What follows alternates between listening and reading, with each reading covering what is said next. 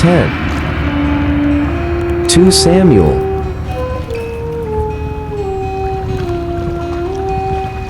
The second book of Samuel, otherwise called the second book of the Kings.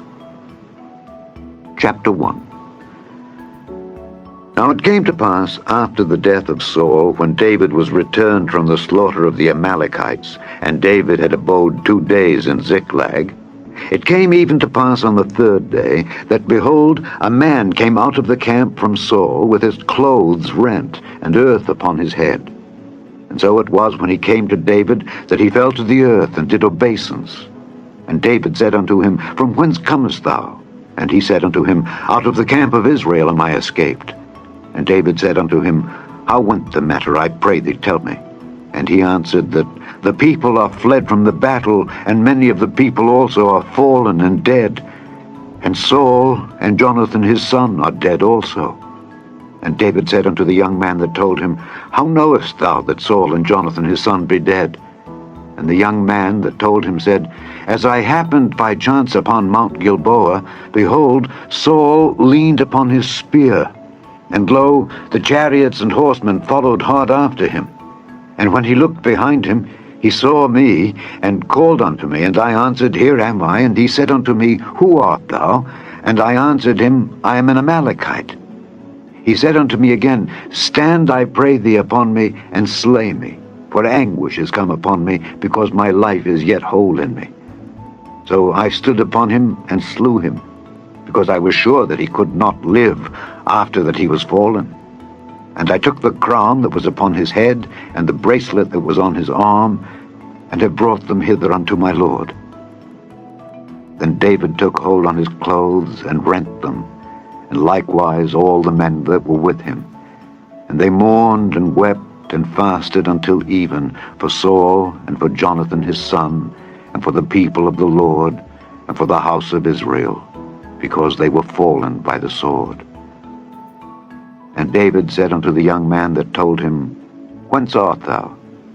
And he answered, I am the son of a stranger, an Amalekite. And David said unto him, How wast thou not afraid to stretch forth thine hand to destroy the Lord's anointed? And David called one of the young men, and said, Go near and fall upon him. And he smote him that he died. And David said unto him, Thy blood be upon thy head, for thy mouth hath testified against thee, saying, I have slain the Lord's anointed. And David lamented with this lamentation over Saul and over Jonathan his son. Also he bade them teach the children of Judah the use of the bow. Behold, it is written in the book of Jasher. The beauty of Israel is slain upon thy high places. How are the mighty fallen! Tell it not in Gath, publish it not in the streets of Askelon, lest the daughters of the Philistines rejoice, lest the daughters of the uncircumcised triumph. Ye mountains of Gilboa, let there be no dew, neither let there be rain upon you, nor fields of offerings. For there the shield of the mighty is vilely cast away, the shield of Saul, as though he had not been anointed with oil. From the blood of the slain, from the fat of the mighty, the bow of Jonathan turned not back, and the sword of Saul returned not empty. Saul and Jonathan were lovely and pleasant in their lives, and in their death they were not divided. They were swifter than eagles. They were stronger than lions. Ye daughters of Israel, weep over Saul, who clothed you in scarlet with other delights, who put on ornaments of gold upon your apparel. How are the mighty fallen in the midst of the battle! O Jonathan, thou wast slain in thine high places. I am distressed for thee, my brother Jonathan. Very pleasant hast thou been unto me. Thy love to me was wonderful, passing the love of women. How are the mighty fallen! and the weapons of war perisheth. Chapter 2. And it came to pass after this that David inquired of the Lord, saying, Shall I go up into any of the cities of Judah? And the Lord said unto him, Go up. And David said, Whither shall I go up? And he said, Unto Hebron. So David went up thither, and his 2 wives also, Ahinoam the Jezreelitess, and Abigail, Nabal's wife, the Carmelite. And his men that were with him did David bring up, every man with his household, and they dwelt in the cities of Hebron. And the men of Judah came, and there they anointed David king over the house of Judah. And they told David, saying, that the men of Jabesh-Gilead were they that buried Saul.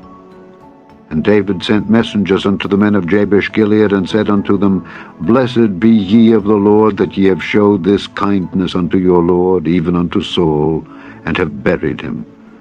And now the Lord show kindness and truth unto you, and I also will requite you this kindness, because ye have done this thing.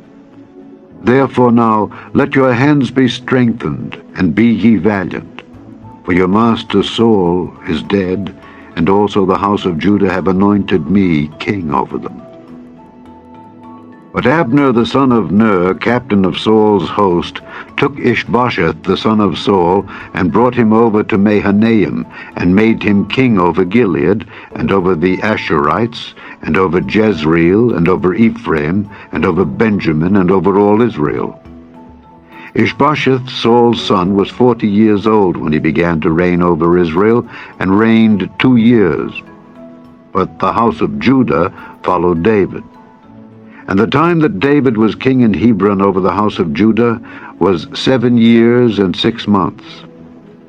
And Abner the son of Ner, and the servants of Ishbosheth the son of Saul, went out from Mahanaim to Gibeon. And Joab the son of Zeruiah, and the servants of David, went out and met together by the pool of Gibeon. And they sat down, the one on the one side of the pool, and the other on the other side of the pool. And Abner said to Joab, Let the young men now arise and play before us. And Joab said, Let them arise. Then there arose and went over by number 12 of Benjamin, which pertained to Ishbosheth the son of Saul, and 12 of the servants of David. And they caught every one his fellow by the head, and thrust his sword in his fellow's side, so they fell down together. Wherefore that place was called Helkath Hazurim, which is in Gibeon. And there was a very sore battle that day, and Abner was beaten, and the men of Israel, before the servants of David. And there were 3 sons of Zeruiah there, Joab, and Abishai, and Asahel. And Asahel was as light of foot as a wild roe. And Asahel pursued after Abner, and in going he turned not to the right hand nor to the left from following Abner. Then Abner looked behind him and said, Art thou Asahel? And he answered, I am. And Abner said to him, Turn thee aside to thy right hand or to thy left, and lay thee hold on one of the young men, and take thee his armor. But Asahel would not turn aside from following of him. And Abner said again to Asahel, Turn thee aside from following me. Wherefore should I smite thee to the ground? How then should I hold up my face to Joab thy brother? Howbeit he refused to turn aside. Wherefore Abner, with the hinder end of the spear, smote him under the 5th rib, that the spear came out behind him. And he fell down there, and died in the same place. And it came to pass, that as many as came to the place where Asahel fell down and died, stood still. Joab also and Abishai pursued after Abner. And the sun went down when they were come to the hill of Ammah, that lieth before Giah by the way of the wilderness of Gibeon.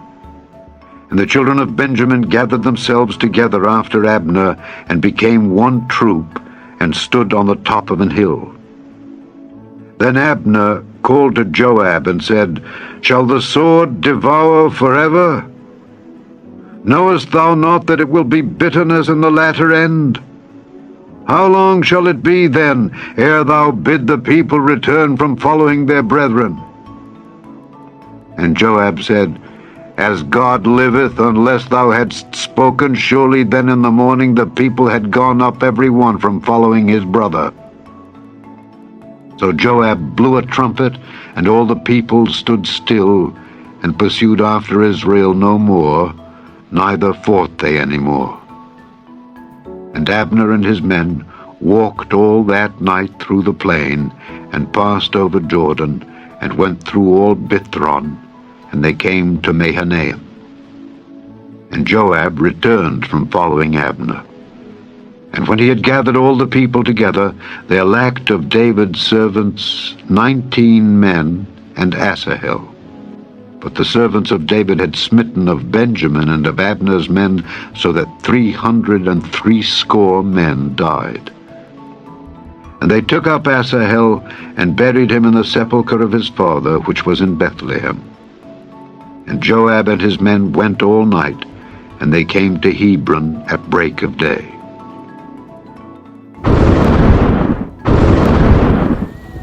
Thanks for watching, and may God bless us all.